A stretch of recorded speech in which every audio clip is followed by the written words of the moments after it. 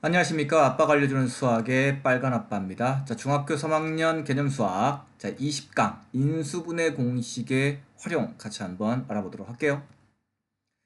자, 우리 지난 3시간 동안에는 인수분해 공식을 공부했었습니다. 자, 이번 시간에는 인수분해 공식을 이용해서 떤 쪽에 활용될 수 있는가? 우리 곱셈 공식을 배운 다음에 곱셈 공식의 활용을 배웠었죠. 그때 우리가 첫 번째가 수의 계산이었었고요.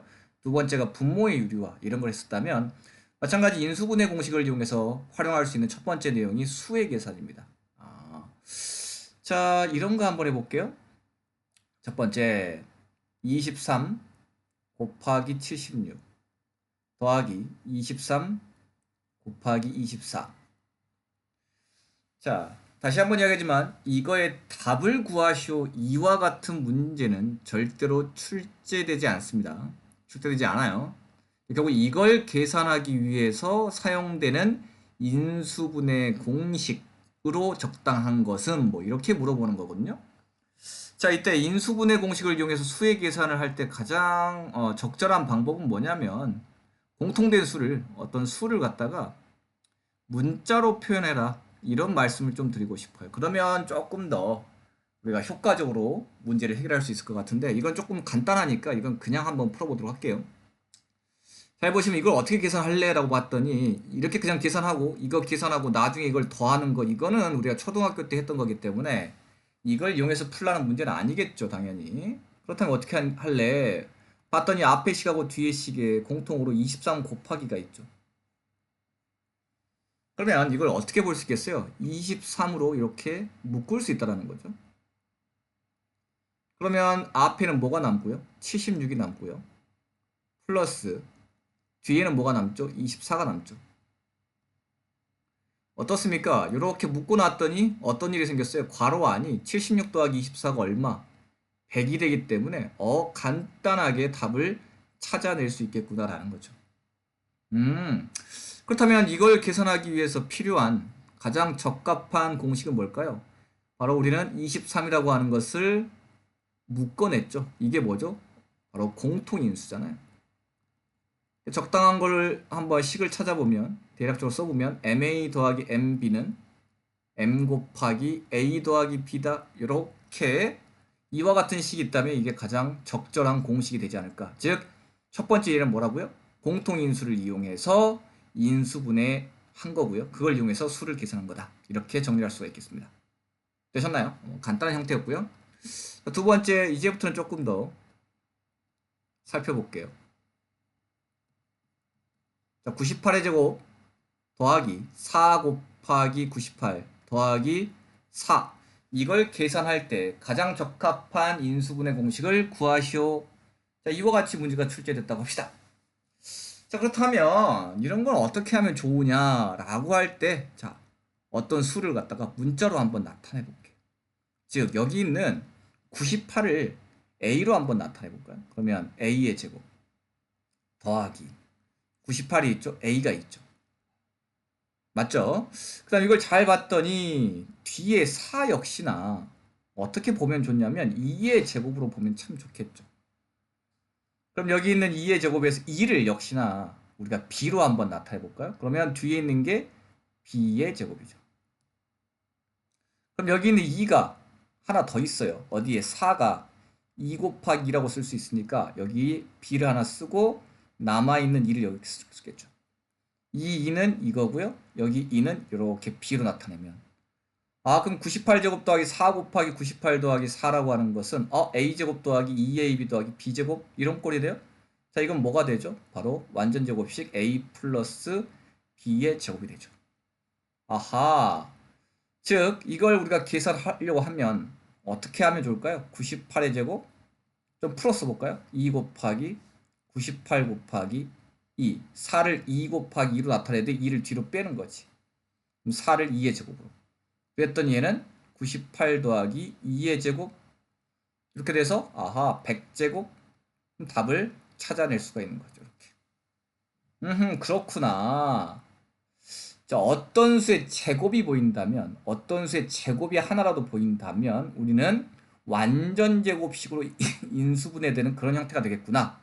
맞죠? 그렇다면 1번 또는 2번을 이용해서 풀 수 있겠구나. 어떻게 하면 1번이고 어떻게 하면 2번이냐? 가운데가 플러스면 1번일 거고 가운데가 마이너스면 이렇게 2번 공식이 되겠구나. 그래서 이렇게 바뀌는 거죠. 이렇게. 되셨죠? 이렇게 해서 문제를 인수분해 공식을 이용해서 해결할 수 있구나 라는 겁니다. 자, 이렇게 해서 우리 완전제곱식을 이용해서 수의 계산을 할 수 있는 형태를 살펴보았고요. 자, 세 번째 형태 한번 살펴볼까요? 세 번째 형태는 54의 제곱 빼기 46의 제곱 한번 해보도록 하겠습니다. 자, 2번과 3번의 차이점이 있죠. 2번은 수의 개수가 이렇게 항의 개수가 3개라면 이거는 2개죠.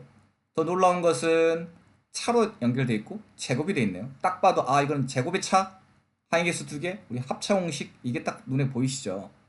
그럼 이걸 어떻게 풀면 되겠어요? 합차니까 앞에 거 쓰고 뒤에 거 쓰고 한 번은 플러스 한 번은 마이너스 하고 났더니 앞에가 100이 된다고요. 뒤에는 8이 되고 그래서 800 이렇게 되는 거죠. 아하, 결국 제곱의 차라고 하는 것은 우리가 알고 있는 인수분해 공식 a제곱 빼기 b제곱은 a 플러스 b의 a 마이너스 b 이와 같은 합차 공식을 이용해서 인수분해를 해주면 되겠구나, 이런 정리가 되시죠. 물론 굳이 인수분해 공식 4번과 5번까지 나올 수도 있겠지만 전반적으로 이렇게 3개를 이용해서 수의 계산을 하는 문제들이 주로 출제되기 때문에 이 정도만 알아두셔도 좋을 것 같습니다. 자, 인수분해 공식을 이용한 수의 계산, 공통인수, 그리고 완전제곱식, 그리고 제곱의 차, 이 3가지 형태를 살펴드렸고요. 자, 두 번째 인수분해 공식을 이용해서 할 수 있는 두 번째 내용이 시계값입니다. 시계값. 우리 곱셈 공식에 활용해서도 제가 시계값 문제를 조금 제일 나중에 한번 설명드린 적이 있었는데, 인수분해 공식에서는 시계값을 좀 더 적극적으로 활용하실 수가 있습니다. 첫 번째 형태는 이런 거예요. 첫 번째 형태는 x가 98일 때 x제곱 더하기 4x 더하기 4의 값을 구하시오, 이런 문제가 있다고 합시다. 자, 다시 한번 여기만 시계값이라고 하는 것은 식이 있고 이거에 대한 값을 구하라고 하는 거기 때문에 결과가 항상 수로 나온다, 숫자로 등장한다는 거고요. 이와 같은 시계값 문제를 푸는 1단계 가장 원초적인 방법은 여기는 x를 갖다가 이렇게 대입하는 거예요. 여기다가. 그럼 98의 제곱 더하기 4 곱하기 98 더하기 4의 값을 구하시오, 이런 거랑 똑같은 거거든요. 그렇죠? 그렇게 이건 실질적으로 시계값이기 때문에 그와 같이 대입해서 구하셔도 상관이 없습니다. 시간이 좀 더 걸릴 뿐이지만. 아시겠죠? 하지만 우린 이것을 어떻게 하겠다고요? 인수분해 공식을 이용해서, 즉 인수분해를 한 다음에 시계값을 구하겠다, 이런 뜻이거든요. 그럼 어떻게 접근하겠다는 소리냐면 여기는 이 식이 바로 인수분해가 돼요. x제곱 더하기 4x 더하기 4를 보시면 공통인수 없죠? 항의 개수 3개죠? 자, 그런데 상수항이 4, 2의 제곱이네요. 완전제곱식이죠? 자, 따라서 얘를 인수분해하면 어떻게 될까요? x 플러스 2의 제곱으로 인수분해가 되는 거죠. 2의 제곱이고 그거의 2배가 4가 있으니까. 자, 이와 같은 인수분해 관련된 내용은 지난 강의까지 충분히 좀 들으신 친구들 같은 경우는 이해가 될 것 같아요. 이렇게 인수분해가 끝나고 나면 계산을 하기가 훨씬 더 편리하다라는 거죠. 왜냐하면 x가 98이잖아요. 이제 대입하는 겁니다. 그럼 98 더하기 2의 제곱은 100의 제곱이니까 우리가 원하는 답을 이렇게 구해낼 수 있겠더라라는 거죠. 즉 어떤 시계값을 구하는데 이 식이 무엇이 된다면, 인수분해가 된다면 1단계 먼저 인수분해를 하는 거죠.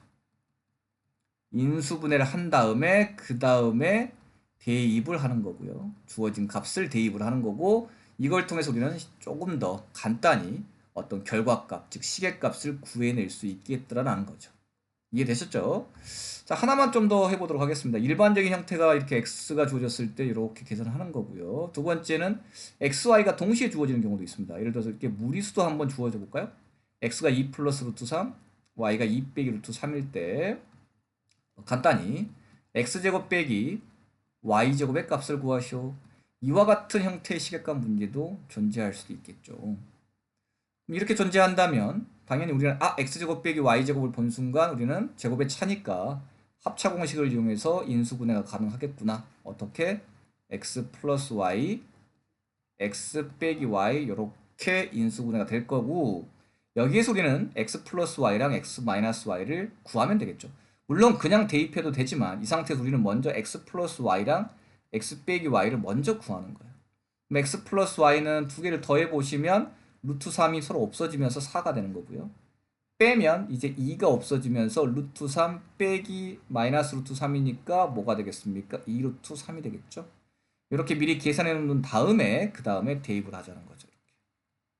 이해 가시겠죠? 그랬더니 결과값이 다음과 같이 나올 수 있겠더라라는 겁니다. 자, 이해되셨습니까? 오케이. 자, 그래서 인수분해를 공식을 이용한 시계값 문제 역시나 완전 제곱식이라든지 제곱의 차 이런 형태가 상당히 많이 주어지기 때문에 우리 친구들 이것 중심으로 좀 시계값 구하는 것을 연습하셨으면 좋겠습니다. 인수분해가 된다면 인수분해를 먼저 하고 나중에 대입해서 시계값을 구한다. 이 정도 정리할게요. 자, 그리고 이제 인수분해 공식을 이용해서 이런 문제가 시험 문제 자주 출제가 되는데요. 바로 뭐냐면 뭐 타일이라든지 색종이 형태의 여러 가지 형태를 가지고 자, 이런 형태 한 종류, 이런 형태, 그다음 이런 형태 이렇게 세 종류의 타일 또는 색종이가 있습니다. 이 세 개를 모두 다 사용해서 직사각형을 만드는 거예요. 직사각형을 만들었을 때 이 직사각형의 가로의 길이와 세로의 길이 또는 직사각형의 넓이 또는 직사각형의 둘레의 길이 이런 것들을 구하라 이런 문제들이 출제가 자주 됩니다. 그래서 이걸 한번 보시면 결국 이 하나 둘셋넷 다섯 여섯 개의 이와 같은 색종이 또는 타일을 가지고 직사각형을 만든다는 소리는 결국 이 직사각형의 넓이와 결국 이 6개의 타일 또는 색종이의 넓이의 합이 같겠죠. 그렇죠? 그 원리를 이용하는 겁니다. 얘의 넓이를 다 구해. 그럼 이거 넓이는 일단 한 변의 길이가 x인 정사각형이니까 넓이는 x제곱이고요. 얘는 한 변의 길이가 x, 다른 변의 길이가 1인 직사각형이니까 넓이 하나가 x인데 몇 개 있습니까? 3개가 있죠. 더하기. 자, 이거는 한 변의 길이가 1인 정사각형이니까 넓이는 1인데 2개가 있으니까 이렇게 되는 거죠. 아, 이와 같은 색종이 또는 타일을 넓이를 다 합치면 우리가 알고 있는 2차식이 나오는 거고 항이 3개인 2차식이 나오는 거고 이걸 갖고 직사각형을 만든다는 소리는 결국 얘를 뭐 하면 되겠습니까? 인수분해하면 둘 중에 하나가 가로의 길이, 둘 중에 하나가 세로의 길이 이렇게 의미하는 거죠. 하나가 가로다면 다른 하나는 세로가 될 거라고요. 아, 결국은 이와 같은 항이 3개인 2차식을 인수분해하라는 말과 똑같은 거라는 거죠. 뭐 문제가 그렇게 어렵지 않습니다. 다만 처음 접해보면 낯설 뿐이겠죠. 인수분해하면 xx에 2는 1 곱하기 2가 되고 이렇게 되겠죠. 곱해서 2가 되고 더해서 3이 되는 두 수는 1과 2일 거라니까 여기 x 더하기 1에 x 더하기 2가 되겠죠. 그렇다면 이 직사각형은 한 변의 길이가 x 플러스 1이라면 다른 변의 길이가 x 플러스 2가 되겠죠. 물론 그림과 현재 좀 다르지만 어쨌든 그렇다면 우리는 이걸 통해서 넓이는 방금 전에 구했던 이게 넓일 것이고 둘레의 길이를 구하시오라고 한다면 2배의 가로의 길이랑 세로의 길이를 더해 주시면 이게 바로 뭐가 될까요? 둘레의 길이가 될 것이고 뭐 이렇게 되겠죠. 아니면 가로의 길이와 세로의 길이를 구하시오라고 한다면 둘 중에 하나가 가로일 거고 둘 중에 하나가 세로가 될 것이다. 이렇게 구해낼 수가 있을 겁니다. 되셨습니까? 아, 그래서 이와 같은 그림이 출제된다면 이 전체 도형들의 넓이의 합을 가지고 직사각형을 만들려면 결국 무엇을 하면 되는구나? 인수분해를 하면 되는구나. 이렇게 정리해서 문제를 해결할 수가 있겠습니다. 자, 오늘 강의는 인수분해 공식의 활용, 그래서 총 3가지 수의 계산하고요. 시계값, 그리고 색종이 또는 타일이 주어졌을 때 이걸로 만들 수 있는 직사각형 모양의 가로, 세로의 길이 구하는 문제 같이 한번 살펴보았습니다. 고생했습니다.